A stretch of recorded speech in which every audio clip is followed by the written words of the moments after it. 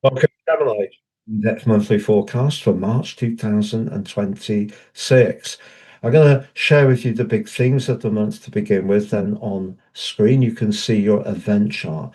That gives us a lot of clues about how this month will unfold for you. So I'll unpack that. I'll then go through each of the developing influences frame by frame. Mars moving on the second into the sector of ambitions, a total lunar eclipse on the third. Venus going through three zodiac signs, Jupiter going direct, and a sparkling new moon on the 19th, followed by the start of the Western tropical astrological year with the vernal equinox on the 20th and your ruler Mercury going direct. I'm going to go through each of those influences frame by frame to give you a clear picture of what you can expect in terms of your relationships, money, and professional hopes. I'm astrologer Patrick Arundell. A very warm welcome. If you've yet to subscribe to the channel, please do so now. As you go into this month, Gemini, your professional and worldly interaction is very much to the fore. But because Mercury there is in a retrograde, you may find yourself going over old ground, or things could seem to go slower than you want. Just be aware that Uranus, which, apart from the 4 months of last year in your zodiac sign, has been stirring up a lot of psychological tension for you broadly since March 2019, and does start this month in a potentially explosive right angle to Mars. If you feel hemmed in somehow, that's going to be something that I feel is going to be difficult to bear, and that may see your moods rather up and down, perhaps even at times somewhat volatile. But with Mars moving on the second into that 10th house, if that's the focus for you, do want to do better around your work, start your own business, or increase your reach if you've already got one, Mars will definitely help you. But Mercury suggests it may just not travel quite as rapidly as you would like. But Jupiter, the planet of fortune, has been in a retrograde for 4 months. And on the 11th goes direct, which is something we can all cheer about.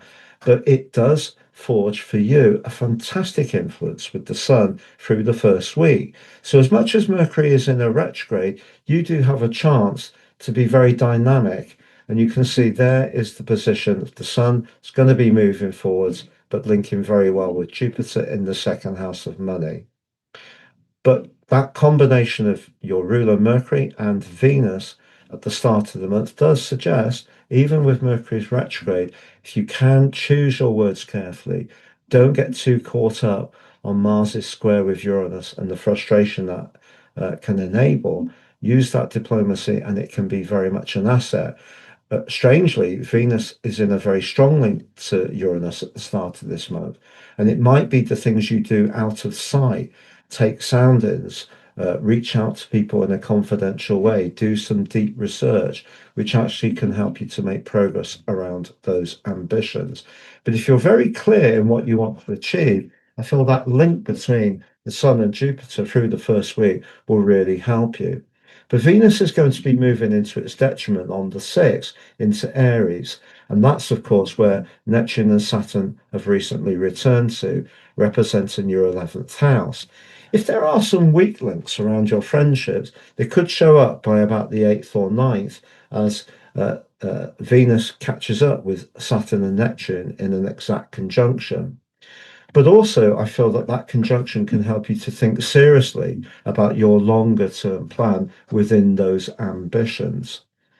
Now, because of Jupiter being in that retrograde, it's possible that money that's been owed to you has been late in coming through. And that may be part of why you could be feeling a little on edge.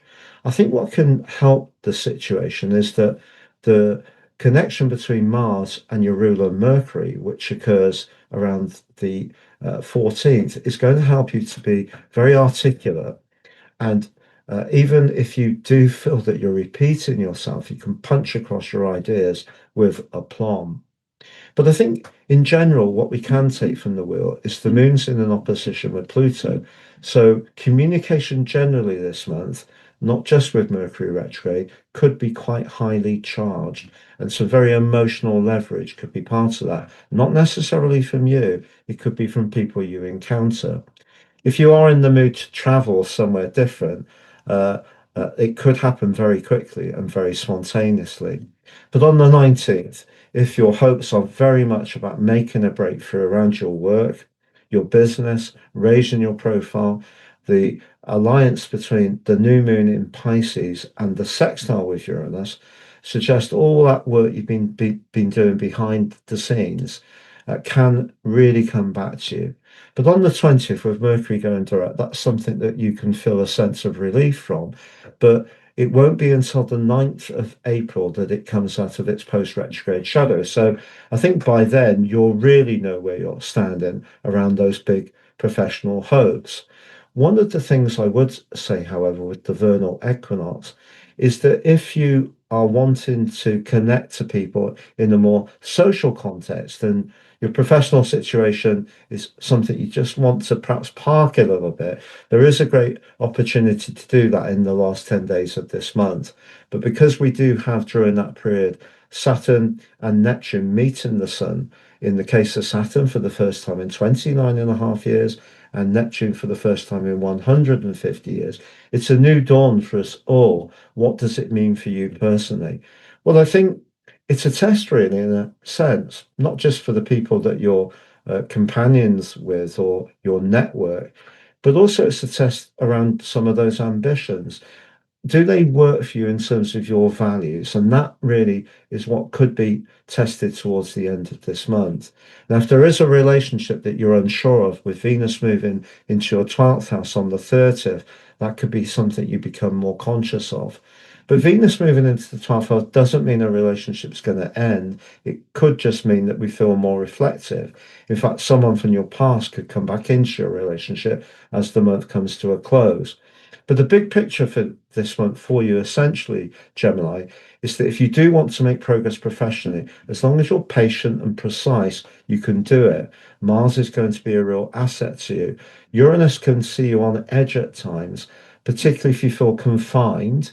And yet, if you're open to new ways of doing things and don't mind doing your own research or reaching out to people confidentially, Uranus can be an asset. Things can speed up with Mercury going direct and Jupiter going direct as well, both in terms of your work and money. That's very pleasing.